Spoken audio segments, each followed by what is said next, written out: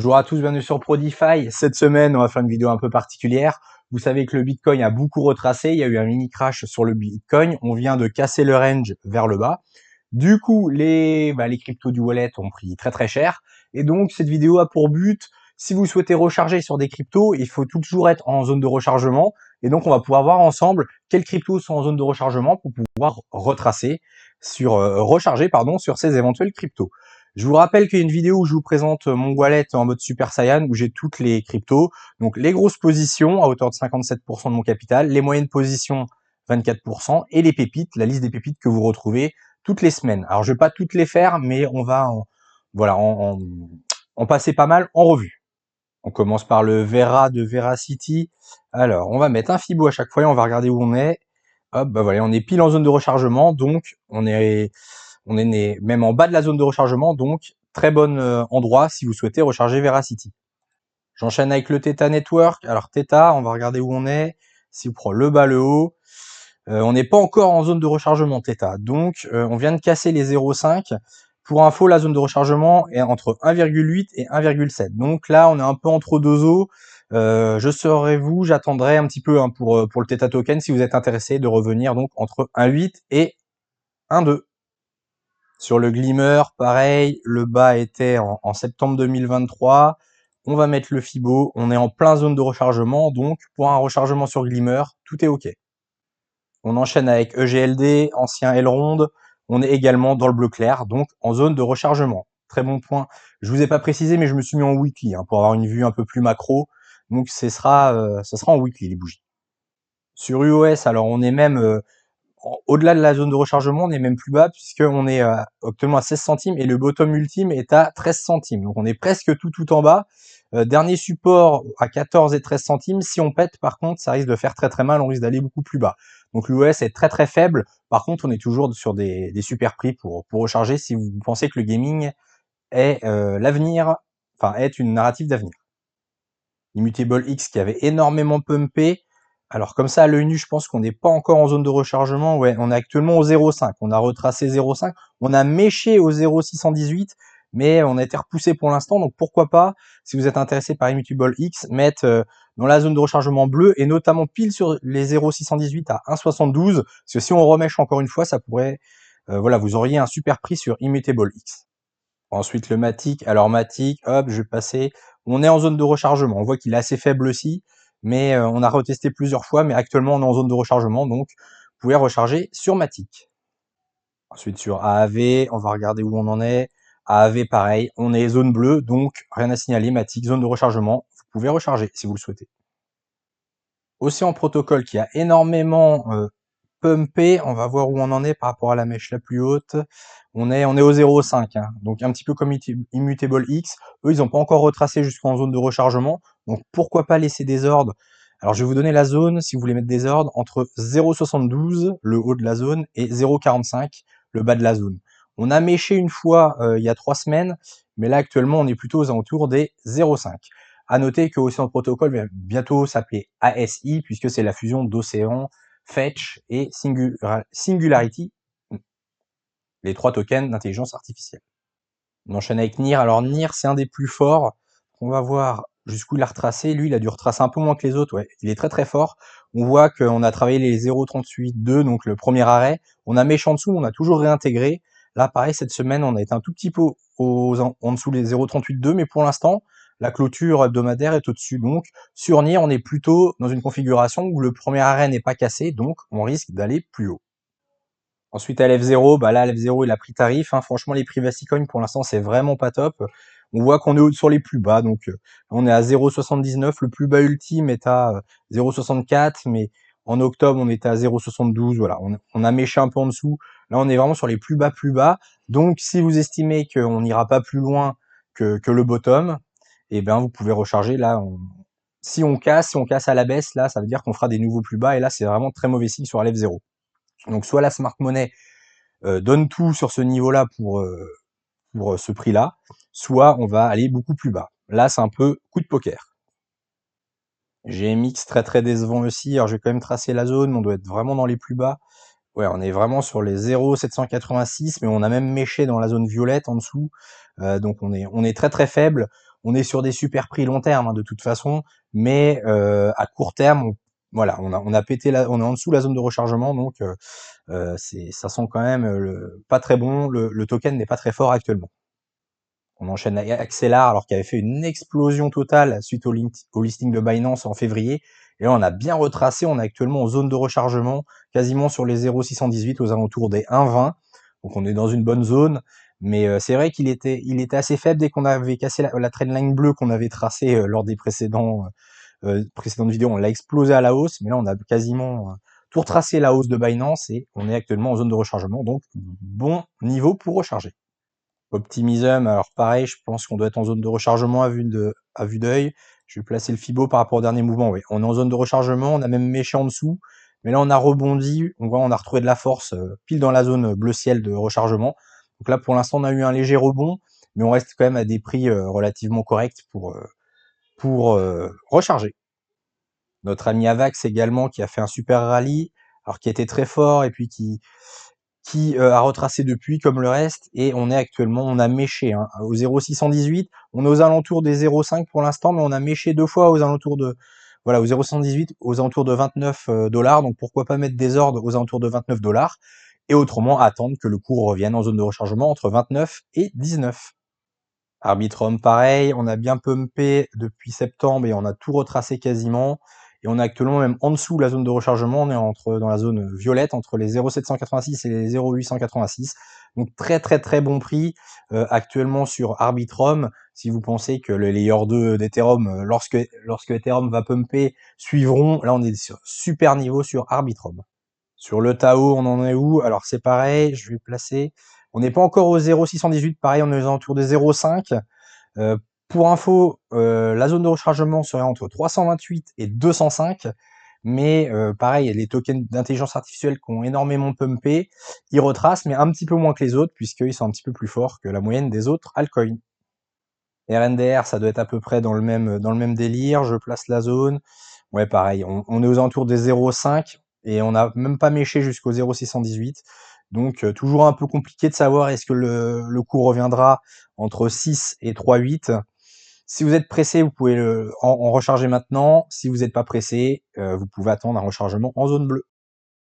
Akash, alors toujours dans la même narrative, j'ai l'impression qu'il est un peu moins retracé, mais c'est peut-être un effet d'optique.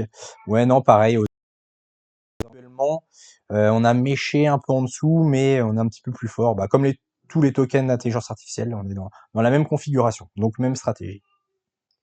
Morpheus Network, alors lui, il est toujours pareil depuis des mois et des mois, il ne bouge plus.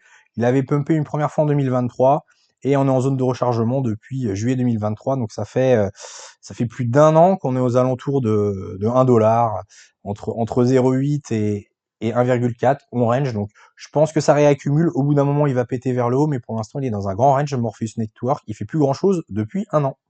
Bifi c'est pareil, vous voyez, c'est un grand range. Alors j'ai tracé les deux bornes. On est entre 500 dollars et 289. On range depuis presque 2 ans. Entre en haut, la bande du haut, la bande de bas. Pour l'instant, il ne se passe rien en espérant que ça pète au bull run en haut et qu'on fasse des bons multiples par la suite.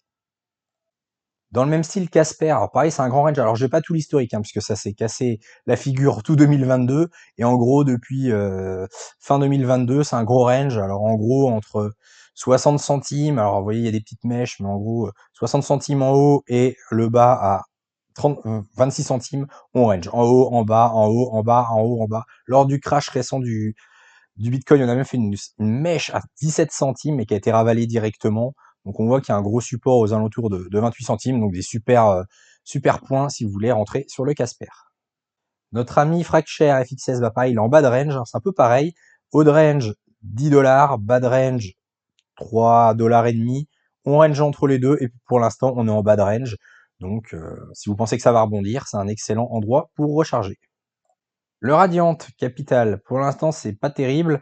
On suivait un canal comme ça, haussier depuis des semaines, on l'a cassé, et puis là, on a vraiment une bougie de la mort, hein, le 8 avril, la semaine de 8 avril, et là, on a pété les plus bas.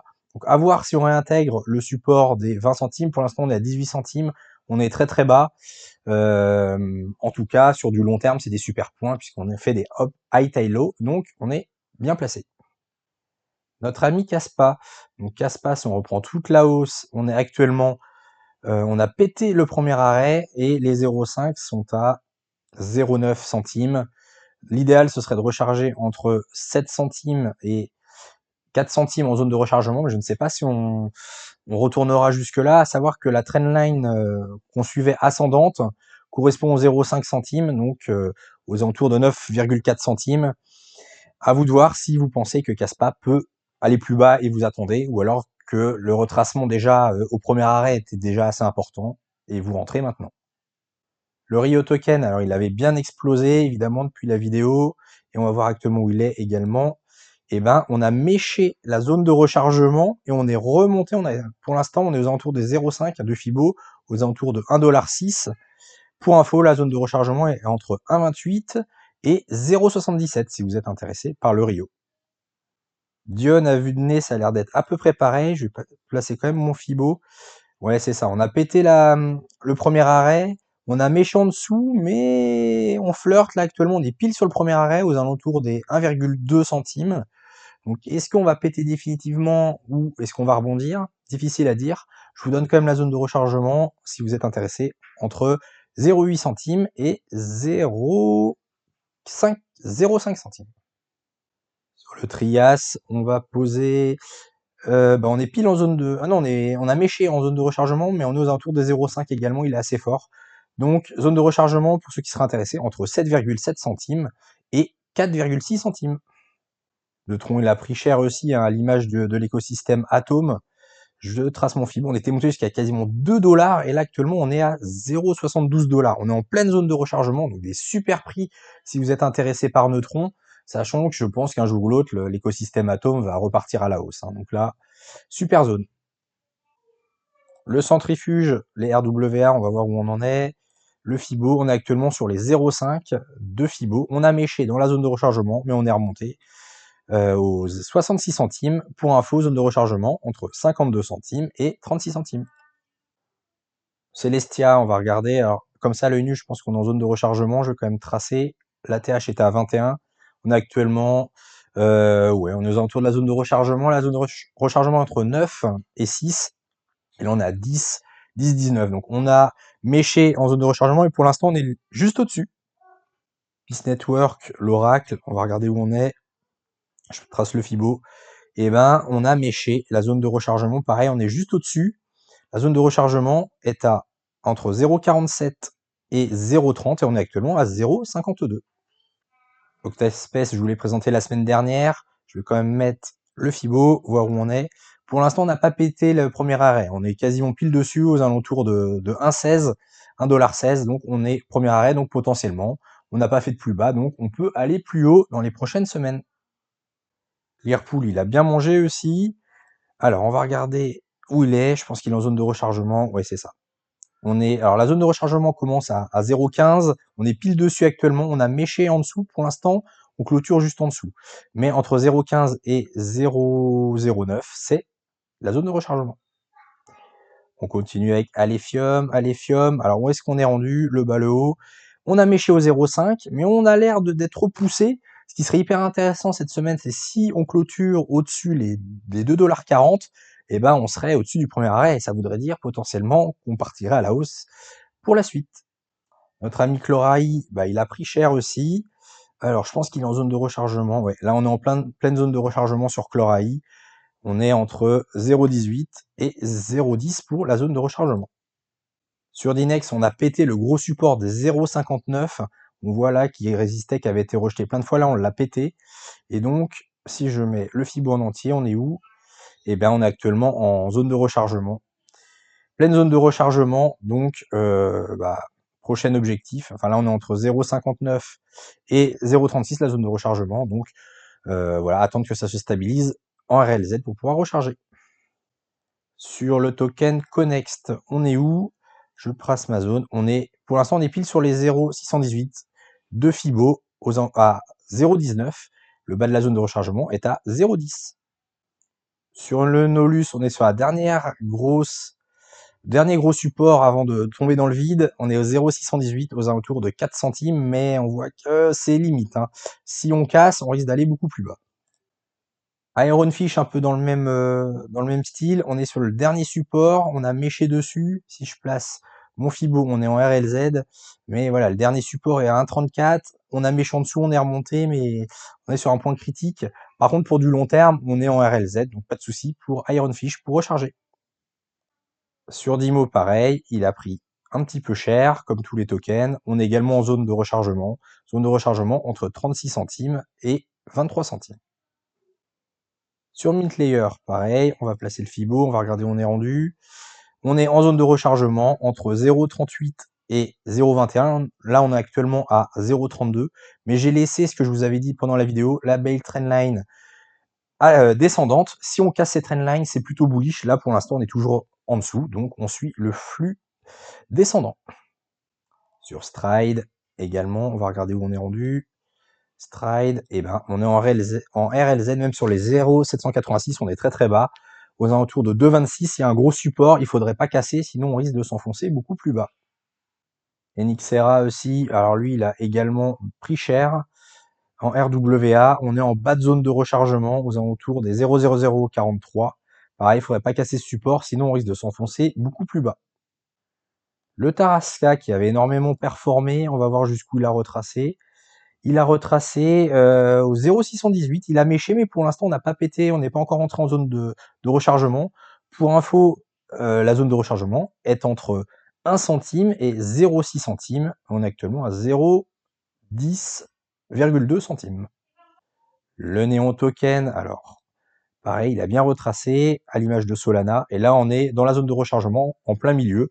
Donc zone de rechargement entre 1,5 et 83 centimes. On est actuellement à 1,01, donc super zone pour recharger si vous êtes intéressé par le Néon Token. Le Starknet, bon, on n'a pas beaucoup d'historique, mais on va quand même prendre le bas et le haut de la mèche. On est actuellement en zone de rechargement, voire même juste en dessous, aux alentours de 1,29, donc bon, des bons niveaux si vous voulez rentrer à long terme sur le Starknet. Sur le Picasso, le Pika, token Pika, on est aux alentours des 0,786, pareil, à 0,6 centimes, donc super bon niveau pour le long terme. Sur le clou hasard, alors lui, on a moins retracé, il a été assez fort, et on a retracé que, entre guillemets, on est pile sur le premier arrêt, aux alentours des 16 centimes, donc si on va pas plus bas, et ben potentiellement, on va viser plus haut pour les prochaines semaines sur le clou hasard. Et pour finir le Maple en RWA, pour finir cette vidéo, je passe mon Fibo, et ben on est actuellement en zone de rechargement entre 14 $ et 9,6 $, on est actuellement à 13 $, donc super zone pour du moyen long terme pour recharger. Voilà, c'est fini pour cette petite revue des tokens du portefeuille Super Saiyan. J'ai pas tout fait, tous les tokens, j'en ai fait quand même pas mal. J'ai fait une bonne partie. J'espère que ça vous aide. Voilà, si vous êtes intéressé par un des tokens, évidemment, privilégiez un token qui est en RLZ. Je vous retrouverai la semaine prochaine pour évidemment vous présenter une nouvelle pépite. Allez, bonne semaine. Ciao.